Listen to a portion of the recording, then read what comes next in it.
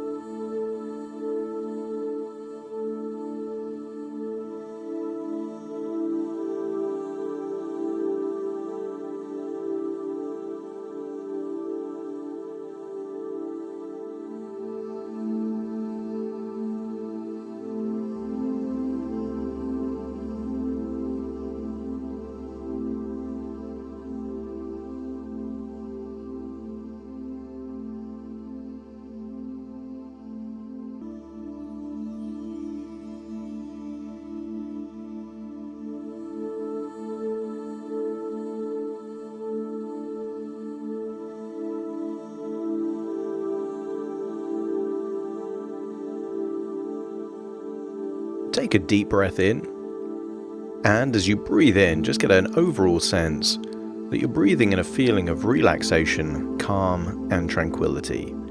breathing in that feeling of relaxation. And as you release that breath, just allow your body to release tension as you close your eyes now. That's it. Breathing in a feeling of relaxation with each and every breath. And on the out breath, just imagine that you're releasing that tension, slowly but surely, with each and every breath. Sometimes it's useful to use your imagination to imagine that you're breathing in a particular color that represents relaxation.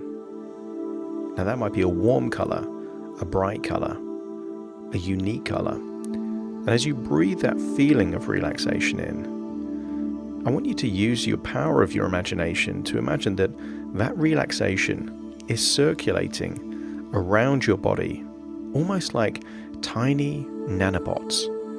And that relaxation has the ability to release any and all tension in every single part of your body. So much so that although you're breathing in relaxation, as you breathe out, just imagine that you're releasing any tension, to the extent that the color that you breathe out is noticeably different from the color that you breathe in. Continue to do that now, breathing in that relaxation and breathing out any tension. That's right. And what I want you to do, I want you to imagine that you're in the countryside. And I want you to imagine, just very briefly, that you're in the body of a child, perhaps just 10 years old. I want you to imagine, and maybe it's your own body as a 10-year-old, or it could be just some other 10-year-old, but you're in that 10-year-old body, in the countryside, and in particular, you're in a meadow,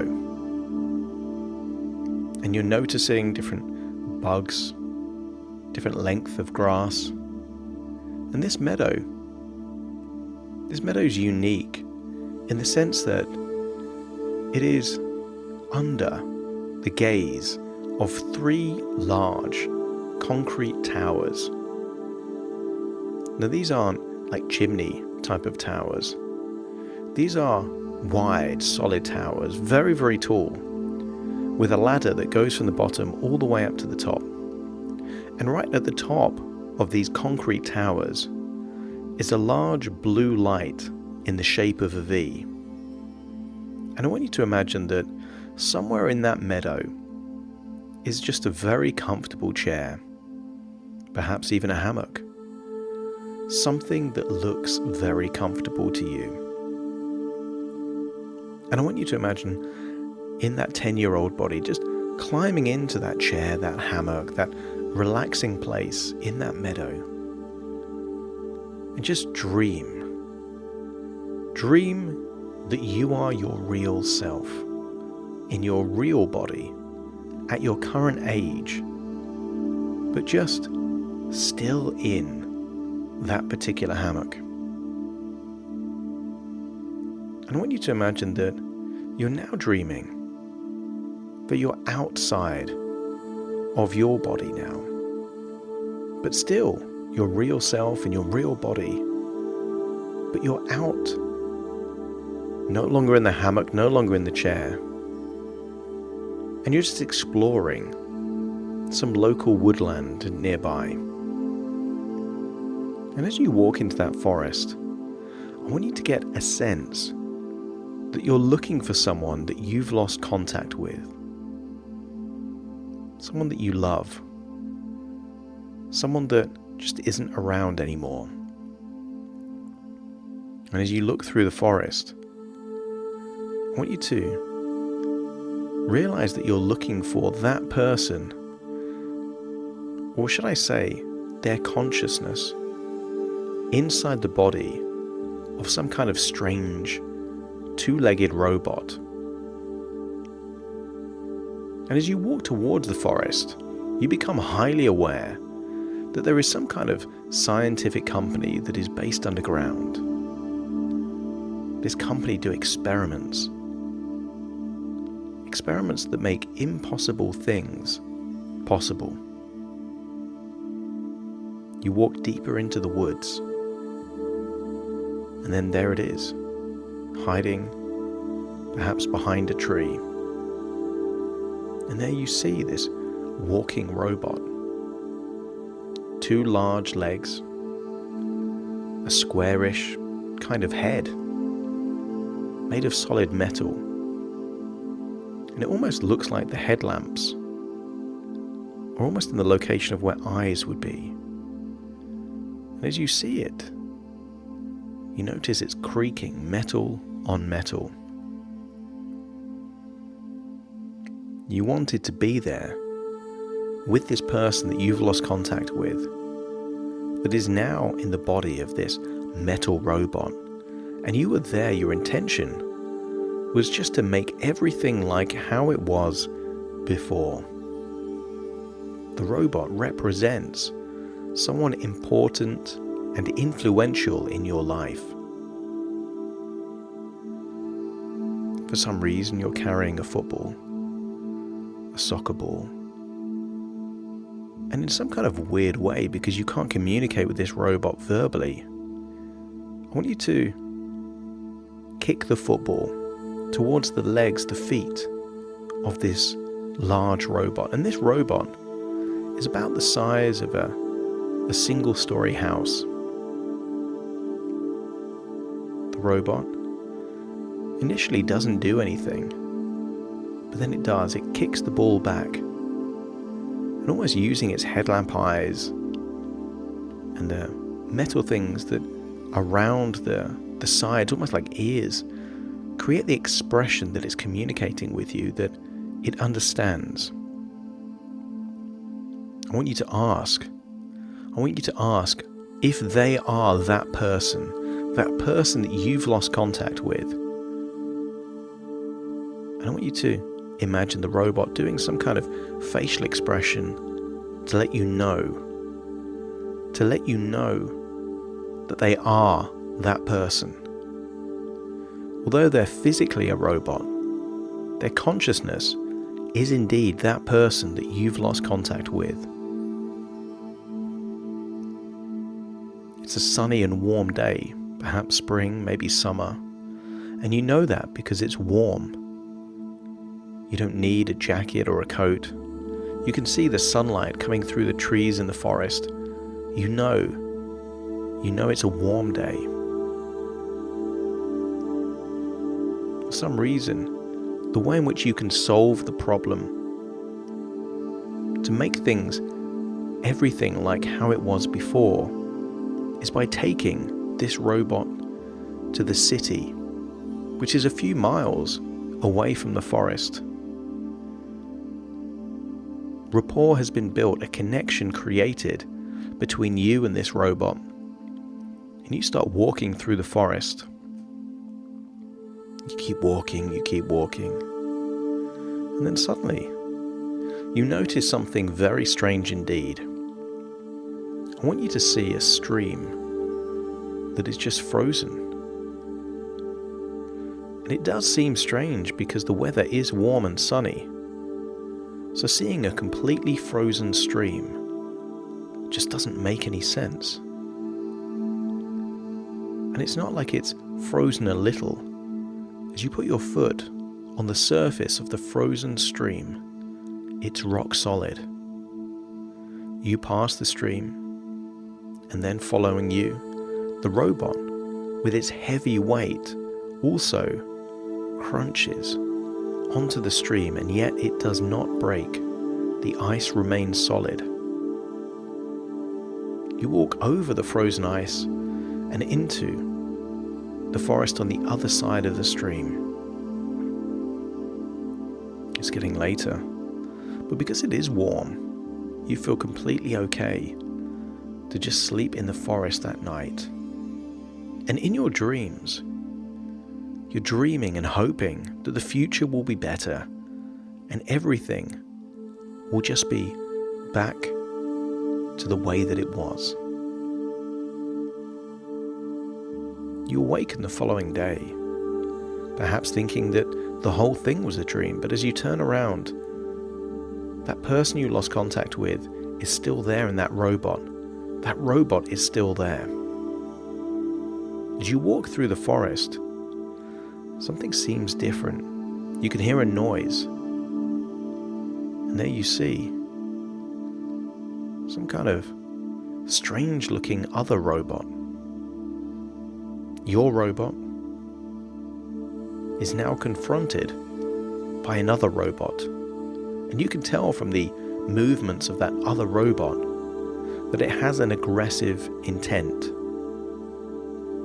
almost like a predatory or attacking stature of a dog or an animal. And they fight, and you are far enough away not to get hurt, but close enough to see what's happening. Metal attacking metal, and they fight. And the robot that holds the consciousness of this person that you've lost contact with eventually kind of wins. But that victory leaves collateral damage. You don't notice it, but a battery falls from the base of that robot. But although there is damage to the robot, it continues to follow you as you get closer to the city. And the city represents the hope that things can go back to normal. But as you get closer to the city, and you can see the city skyline as the forest turns back into a meadow, you just hear almost like the collapse of a robot crashing behind you. As you turn around, you can see that all the power, all the energy in that robot was suddenly just drained and not there anymore. Attempting to climb over some kind of log, some kind of fallen tree, it just collapses, falls to pieces. Now, this isn't just any robot. This robot represents a relationship, a lost contact, someone that you thought you would never be able to reconnect with ever again. But here you are, at the very point that you rediscovered this connection, getting so close to the city where everything could be put right. Suddenly, everything is no longer right. Because if the robot holds the consciousness and the robot dies and has no energy, surely it means that the consciousness no longer exists either.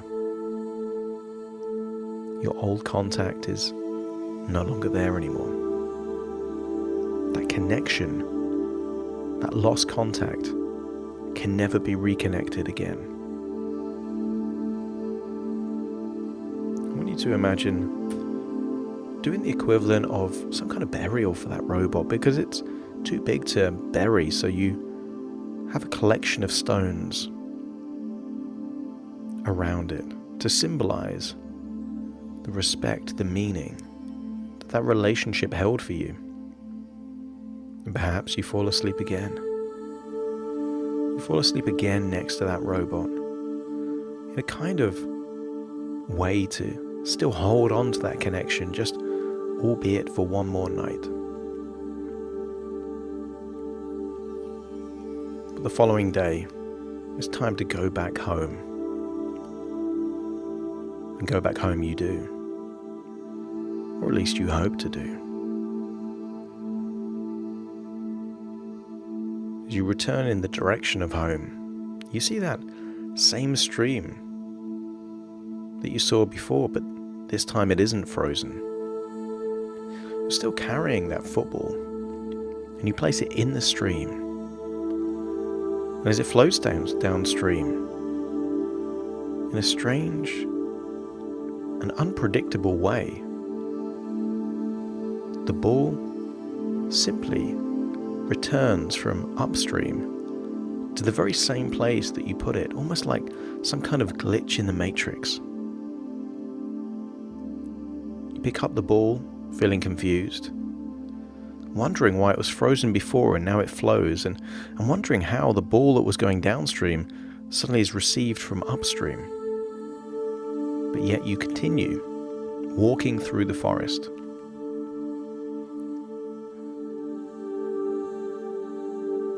And as you walk through the forest, just a few meters away from the stream, you can hear the faint sounds of the stream rapidly freezing again. And you don't know it, but that stream that was flowing just a few seconds ago is now frozen solid. I want you to imagine returning home, but home for whatever home means to you. And I want you to meet someone close to you.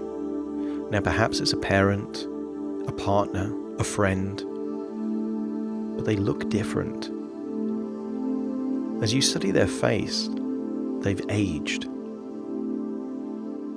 want you to notice that you're the same age. You're your normal age, but they are perhaps 20 years older. You found yourself at your current age, but everything else has moved on 20 years into the future. And I want you to think of what would happen in your life if you returned to a moment and everything but you was 20 years into the future. I want you to create images in your mind of perhaps the people that may not even exist anymore, maybe elderly relatives that just wouldn't be able to live another 20 years.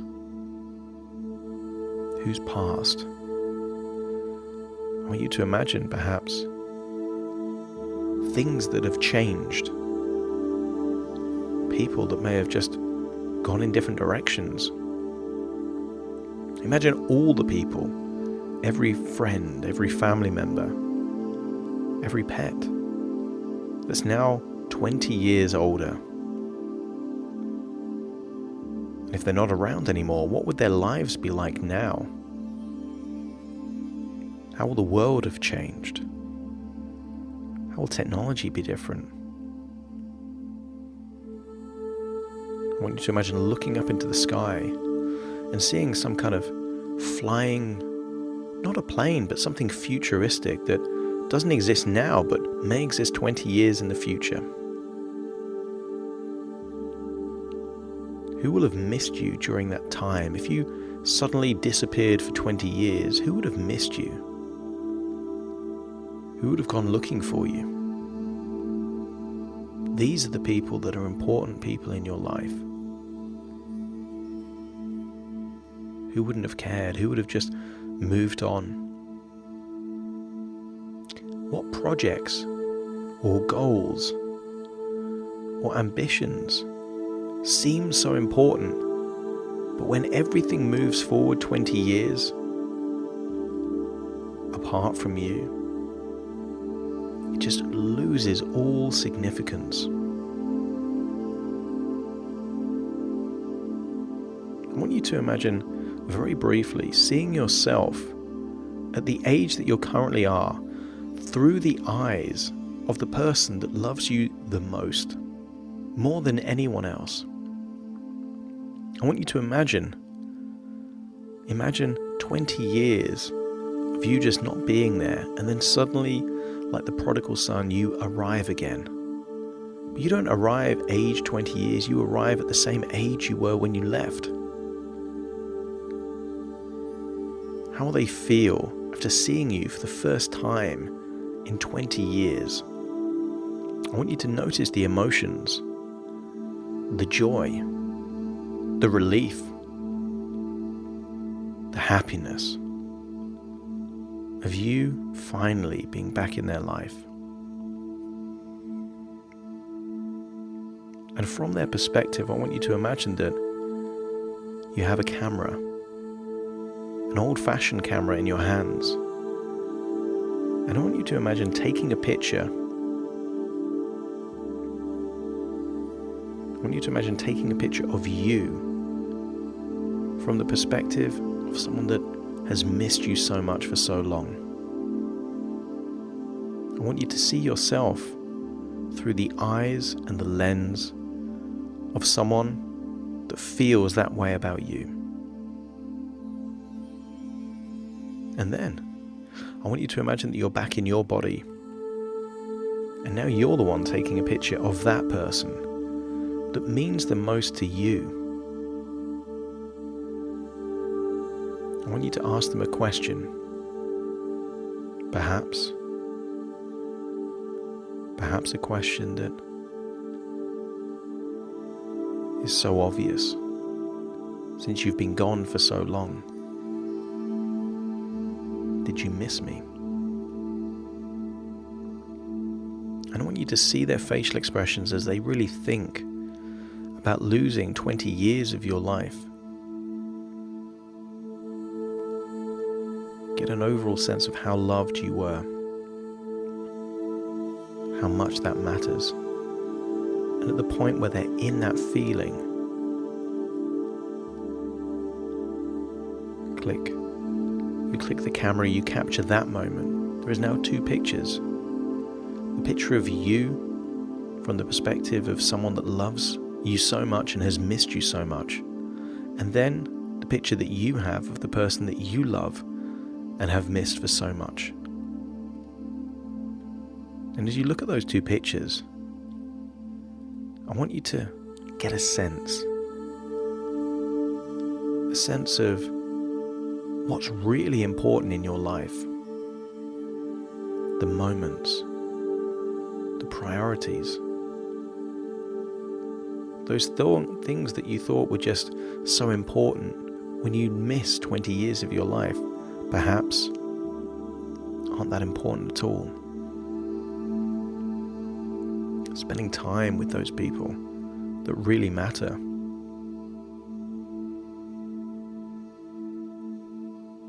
I want you to imagine now that you're back in that meadow that you were right at the beginning. In fact, as you're in that meadow, you can still see your body, perhaps lying there in some hammock or asleep in a chair.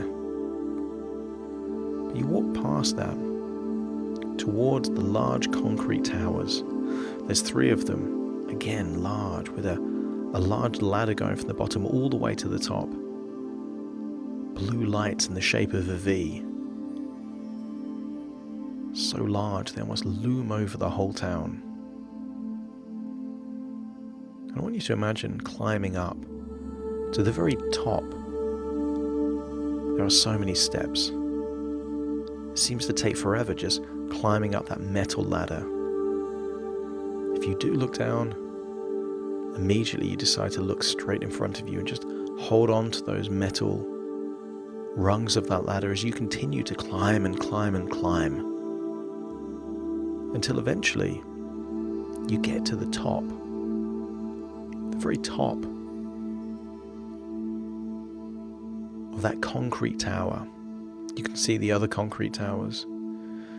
You can see way off into the distance. You can see the city skyline. You can see the forest. You can see houses and companies. I want you to get close to the edge.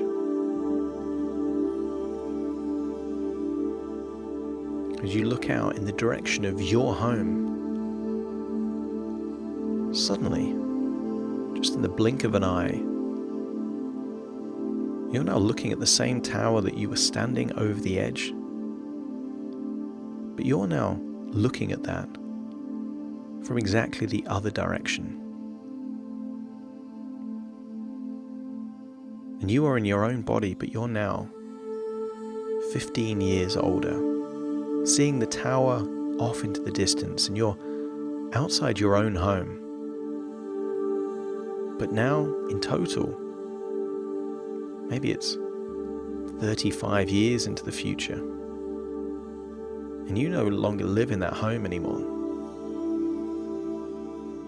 Everything has moved on. The future's moved on.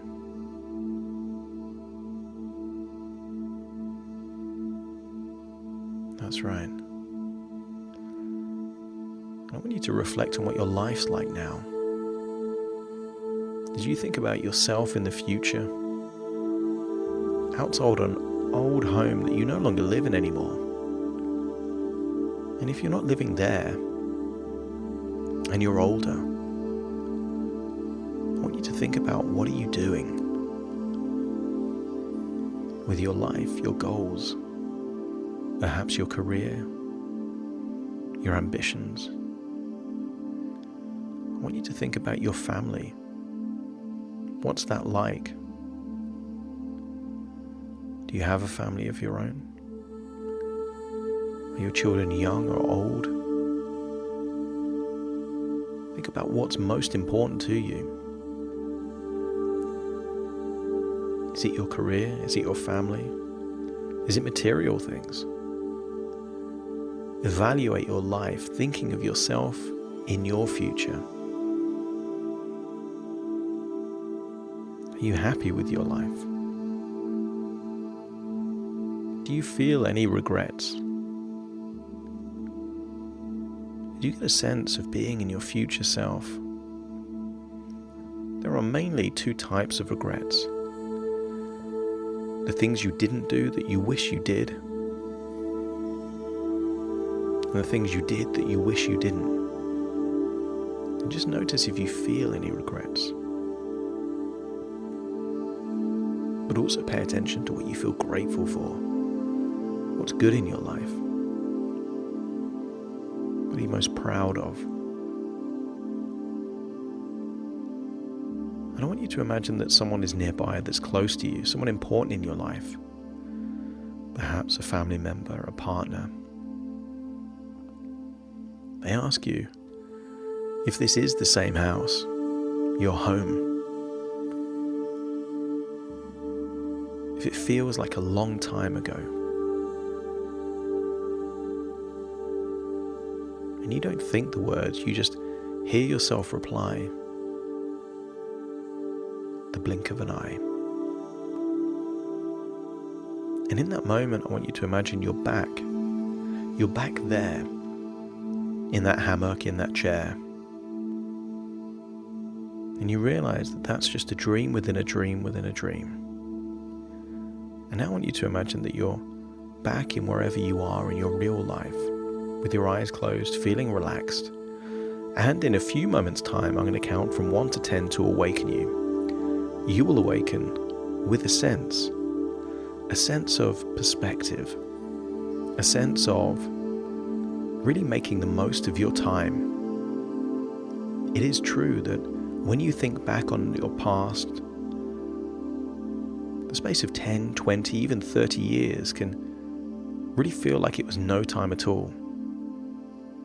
And given that time moves and can feel like it can disappear in the blink of an eye, I want you to really think what you will do to make the most of your life, your time, your relationships. What you can do to be grateful for those that are in your life right now, but may not be in your life 20 years into the future. You will awaken with a sense of gratitude, perspective, and an overall desire to make the most of your time and your life. Starting to count to awaken you. 1, 2, 3, waking up. 4, 5, 6, more alert. 7, 8, open your eyes, open your eyes. 9, 10, wide awake, wide awake, wide awake. Thank you for listening to The Hypnotist with Adam Cox, the show that gives you inside access to cutting-edge hypnosis with real clients facing genuine issues. To automatically receive the latest episodes, please subscribe. If you'd like to support the show, please share this episode with just one friend you think it could help. And if this episode helped you, please leave us a 5-star review.